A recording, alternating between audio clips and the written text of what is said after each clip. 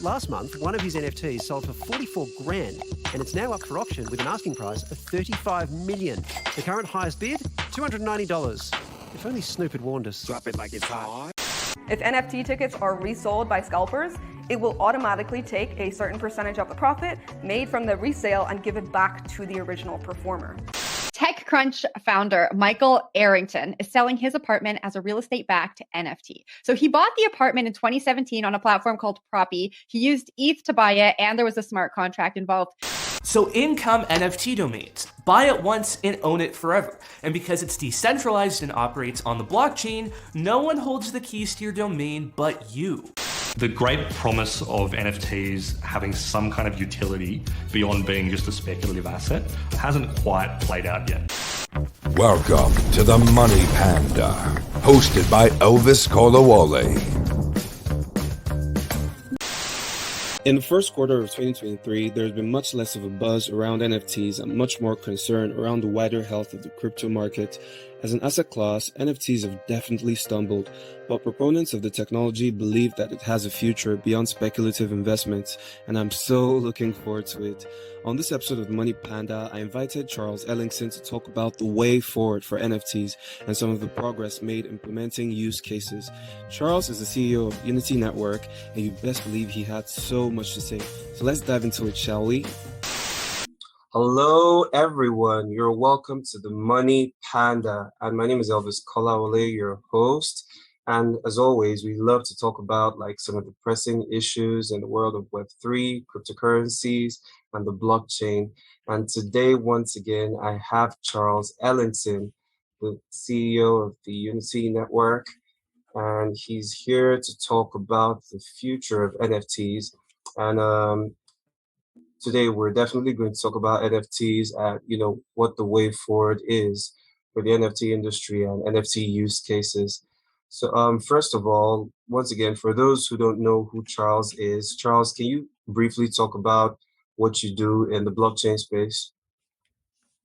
Oh, yes. Hi again, Elvis. Thank you for having me second time around on your show. It's Absolutely. A pleasure. It's a true pleasure joining you again. Well, yeah, I'm Charles, the CEO of Unity Network. We deliver and are developing NFT-based ticketing software, which will enable everyone, both professional and private organizers, to join. More on that later, of course, when we talk about the NFTs.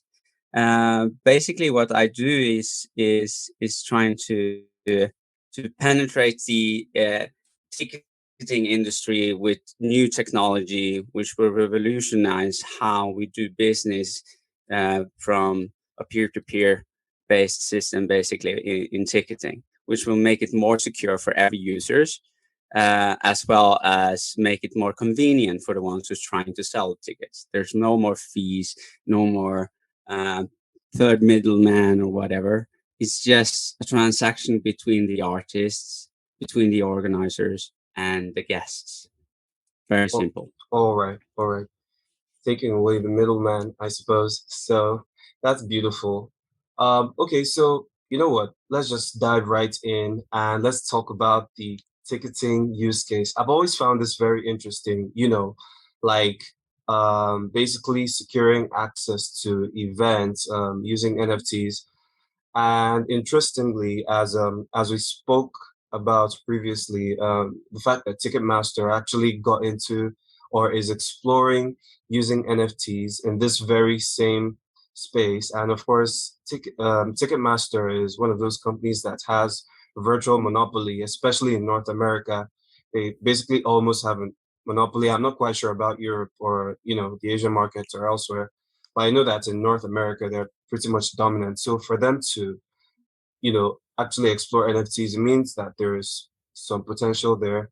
And also, one other event I think was a high-profile event using NFTs for tickets was Gary Vee's show. I don't know if you know about that show. I've forgotten the actual name of the conference, but I think it was a conference, maybe V conference or something like that. You know Gary Vee, right? Yeah. He did this conference, something. Anyways, and it was really huge, and it seemed to be quite a huge success. So, I mean, lots of people say different things about the possibility of NFT ticketing becoming a thing, but do you actually think it's viable, from the customer side or from the side of the conference organizers or event organizers? Do you actually think NFT ticketing is a thing that could possibly be viable, on a large scale, say in the next few years? Good question. Well, anything. Well, if I knew that, I would know where to put all my money. Right. But yeah, I am a firm believer that NFT as a layer on top of an already good product is a solution to make something more sturdy, more secure, more user friendly. But the importance is and this is the one important thing. NFT cannot be the front. NFTs cannot be the sales pitch that these companies sell. NFT should be baked in as a invisible layer, so the users don't see the NFTs. It just works. It's like when you're buying a car or a computer, you need to know which engine is in the car, what type of CPU you have in the computer, or GPU, or RAM, or whatever. It's very important to know these things when you buy a computer. But when you use a software, you shouldn't be It able should, to know yeah, everything now. It shouldn't be required for you as a user to know, oh, they have NFTs, so let's use that. The only thing the users have to know is that this company or this software uses the absolute latest technology to ensure that the users are safe, that the transactions are happening safely. Um, Revolutionize? Well, yes, some points. You have, as I talked about a bit in ticketing, NFT can absolutely revolutionize how we do transactions in ticketing. Absolutely. It can render scammers absolutely gone, useless. Today, wow, around 11, 12 to 15% of every ticket sold in the event industry are fake tickets. That's 1 out of 10 people who goes to a concert or whatever gets a fake ticket. And this, you think of tickets like, well, it's a ticket for $200. That's okay. That could be okay. But these guys or these persons are taking their time off from work to go to this concert.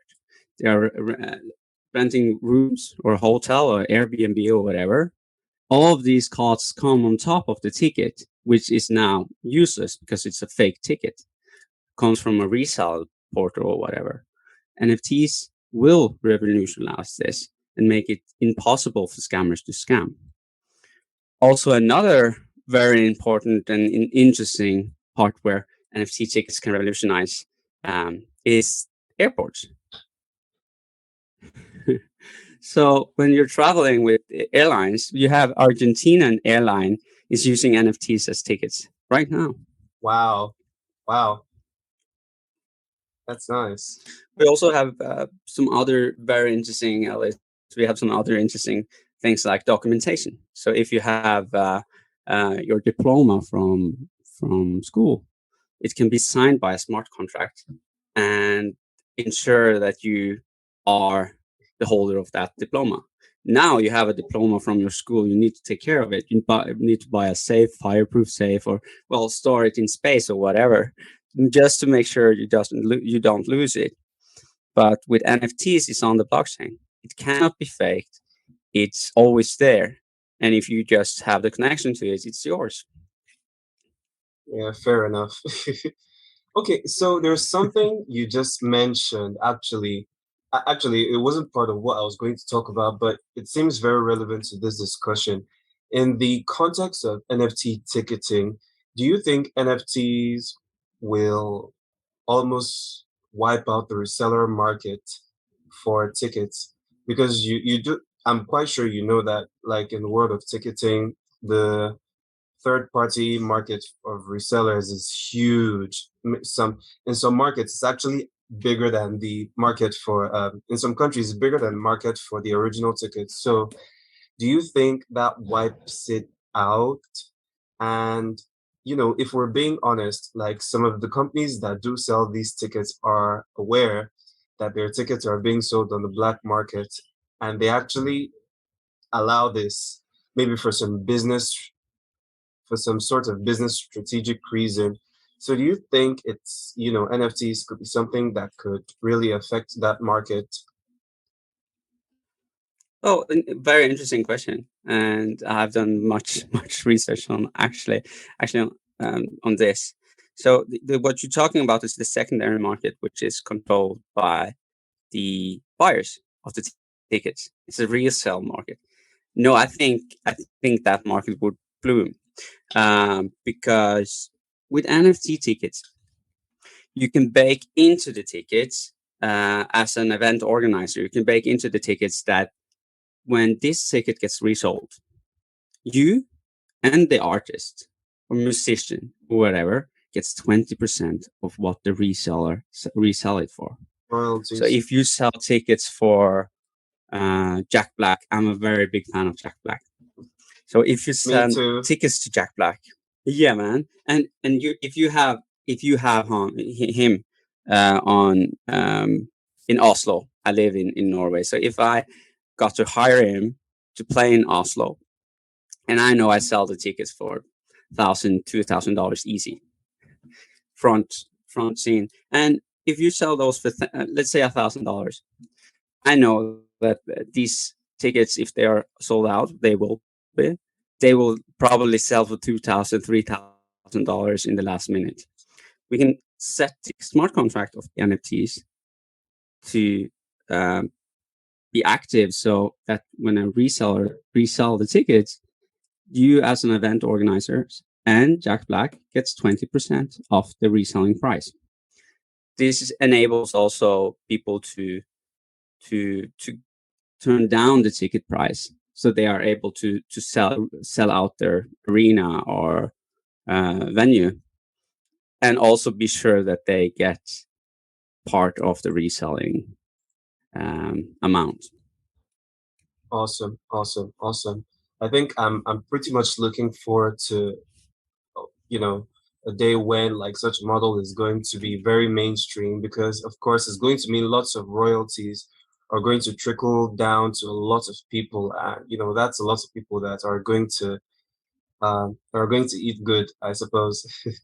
So aside from ticketing, which other industry do you think NFTs could really revolutionize? We've already seen NFTs in the world of domains. We've already seen NFTs in gaming.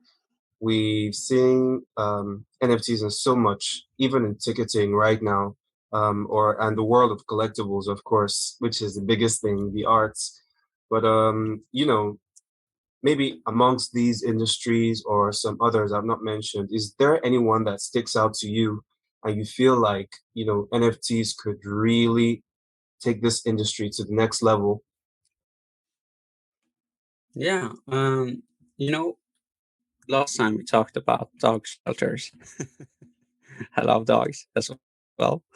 And the part of giving to charity, and that's something blockchain solves. You can track the money. With dogs, you have this microchip. So usually a dog or whatever pet you have is a house pet. You have a microchip, which stores the dog's or cat's information and the owner's information.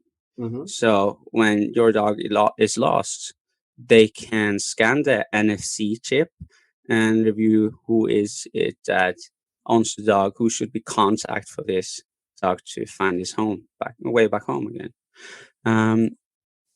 At the moment, this is just basically a list on a computer that is shared between all the vets and police stations, I think, but at least the vets. Well, I think this is something we could secure with NFTs. So if you have your NFC microchip in your very precious dog, your very precious family member, also worth noticing that these dogs' breeds sometimes are worth a lot of money. And if your microchip is served on the blockchain, it's saved with an NFT. Is your ownership, proof of ownership for your dog, your precious dog, and it cannot be faked. At the moment, if a veterinarian would like to fake it, they can just change it up, to be honest. Also with police reports. So you have many parts of the world, often parts where there are much corruption. If you put in a police report on a police officer, it may not go through correctly. But if every police report, as you insert it or as you fill in your form and send it into the police station, if it gets stored as an NFT on the blockchain, as you do it, it cannot be faked and can be used as viable evidence in a case. Okay. Okay, I like that. I like those. And that definitely means that document is authenticated. And I suppose so many other documents can be authenticated the same way using NFTs, I suppose, right? Oh, yeah. Housing. You have housing, right? The deed of the house of the area you have ownership. So that's also, so you may think of it like NFTs is ownership, is proof of ownership. You can apply it to anything, to house, to dogs, cats. I like to say you never own a cat. If you have a cat, you are its pet. But if you have a dog, it's a family member. Yeah. Okay. I like that. Ownership is everything. And of course, wherever I actually do tell people this, wherever there is ownership, NFTs can be in there. Ownership of commodities like gold or whatever, ownership, even stock certificates, and lots of other very niche use cases like that. So okay, so one more thing. Is there one use case right now, or let's just say, is there one use case, something that NFTs is used for right now, or is being proposed to be used for, that you are against? Because I like, hearing both sides of every argument. I feel, NFTs are great, but then you can't possibly, use NFTs for everything. And there are probably some business cases, ethical concerns, whatever, some reasons why NFTs might just not quite do the trick somewhere. Is there one use case you've actually noticed that it might not quite be optimal for NFTs to be there? Yeah, that's a good question, always. You put me on the spot, but well, there's in innovation, and NFT is innovation at the moment. It's new. It's quite new for the world. I don't like to say I'm against anything. I think that innovation should happen. We should do mistakes, but not at the cost of others. I see that NFTs are very often, for the last few years, used as a sales point. Like, instead of saying that we sell art and you get an NFT, this is our creation, they say we sell limited edition NFTs. They don't tell you anything about the art, who the artist is. The first thing you get to hear and the first thing you read is NFT exclusive, NFT limited edition. This shouldn't be a selling point. NFTs is a security. NFTs is proof of ownership, not a selling point. I hope you get past it. But when it comes to, I've seen that these sell, you have collector's items, art, J's, you can buy J's with it, expensive clothes. But as I did more research on it prior to meeting with you today, I saw that many of these bigger brands, they're selling the clothes only as NFTs. And I think that's a bad thing. I think if you sell the NFT, you can have, instead of the Prada bag with the card inside that has proof of ownership, you should have the Prada bag with an NFT as proof of ownership. Yeah, I like So that. yeah, Yeah, I actually do like that, especially, something you did touch on at the beginning of this episode. You said that, it should be a layer on top of an existing product. It should not quite be the product itself. It could be like an engine or a very useful feature to complement something that already exists, like a Prada bag, like a dog's collar, something, but it already exists, but then NFTs are going to help authenticate it, make sure it's original, and it's also going to show, the proof of ownership, and of course so many of the other great features that NFTs provide. And then one last thing, is there one product that really uses NFTs that you really like? I mean, you can actually mention EveCom. I'd love that. I'd love you to talk a bit about EveCom and perhaps other NFT projects that inspire you.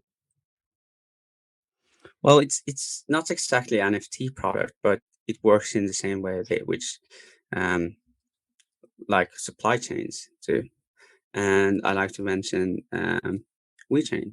I think when I grew up with crypto early in the 2018, 2019, I was all Hmm. over VeChain and what they are trying to do, their mission. I have been following up lately, Hmm. but going back to 2018, their mission was to secure supply chains with tracking numbers on the blockchain, which cannot be faked, which would include that um, basically provide a safer place to work for everyone in the world. Make sure that the coffee beans I buy is from Kenya. The corn I buy or wheat I buy is from Ukraine. That these actually are coming from where they are coming from. I see parts of the world is selling salmon. Salmon is very popular fish from Norway, often from Norway, and it's not always from Norway. I see brands that doesn't exist in Norway, which says it's from Norway. Um, with VeChain, the idea of VeChain back in 2018 was to solve this problem, make sure everyone has the correct product. And this can be done with NFTs on a big level, with what McLaren did now, not long ago. They had an NFT drop to create a membership for anyone who had the NFT in the MSO labs. So it would have member-only channels, have early intel, and guaranteed access to future car sales, which is kind of interesting for NFTs. So you will have a member badge as an NFT. And that's a good thing. That's a very good use case. I like that. I really, really like that. Where you can, that's more or less like creating a community, just like membership badges are supposed to do, but then making those communities a bit more transparent, and also somewhat turning it into a security for whoever the holder of this badge is, so that they can sell it, they can do whatever they desire with it, and they can access more opportunities using it. And the case of the supply chain, I've always been very fascinated with it, you know. Um, but then I think I do have my actual reservations, like with that particular case. But don't worry, we could talk about it some other time. But then, no, because I could talk about that all day, but I don't think we have a lot of time. Yeah, because supply chains they're incredibly complex, and you know I think there's also like incentives in there in today's supply chains to kind of mask, the source of products. Like there's lots of incentives on the business side, like to make it not transparent. I don't think they really want transparency, But hey, it is what it is. I like the fact that NFTs are already doing that supply chain space, and it's creating physical communities. I really like that. So this brings us to the end of this very episode. So I love the fact there's something I've taken away from this episode so far. The fact that the best use case of NFTs is when it's being layered on top of an existing product, a great product. The same way, I'm trying to remember the name of the jewelry store. Remember the jewelry store that sold limited edition NFTs as part of a pendant of a necklace? I'm trying to remember Was it Swarovski? No? Yeah, no. I'm trying to remember. Uh, it's a huge brand, but I've completely forgotten the brand. I'm quite sure I'll remember right after the call. But anyway, We'll figure it out. yeah. So they have this big pendant, like it's a usual, it's a necklace, right? And it contains like gems. It's a luxury item, right? But they gave each and every person who actually bought this, and it's sold for thousands of dollars, like tens of thousands of dollars. They gave each person an NFT that gives them access to more future products and gives them access to a community of sorts with some perks and stuff. And I like stuff like that. And I also like, what Unity is doing with EveCom. And before we leave, I'd like you to talk about EveCom, where it is right now, and where you see it taking the NFT ticketing use case going forward. Well, yeah, thank you. Absolutely. I think e-com is a personal.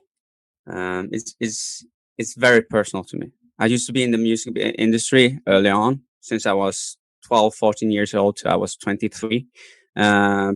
Did play in bands, did a solo career. And what I saw is that it's not sustainable for an artist. Even though you have full house of 3,000 people, it's not sustainable because there are too many middlemen. And so what we would do is remove the middleman, give you the power to host your own event, and the ticketing costs of creating tickets, having someone sell them stuff, leave it to us at EVCom. We'll take care of it, and all you do is pay one sort of a small fee for the tickets sold. So EVCom will definitely change how we do business in the event industry. It's as easy as creating a Facebook page and creating an event on Facebook. It's just as easy. I think that the interesting part about EVCom is that it has no limits. When we set it free, it's up to the user to create their account. All we do is the KYC. After that, they can do whatever on it. The social aspect of it is also interesting. All the features at the platform. So when we set it free, as soon as possible, I'm very much looking forward. Me and the team looking forward to see how it evolves, because it's really up to the user. Currently, Unity Network is in its seed investment stage. Unity Network, I think I mentioned it last time in the podcast, is a bootstrapped company. It's paid and fully funded by its partners and the owners, the CEO and CMO and CTO. So now we are looking for outside partners in form of investments. So if someone hears this and would like to invest and receive a good portion of the equity in Unity Network, feel free to reach out. Awesome.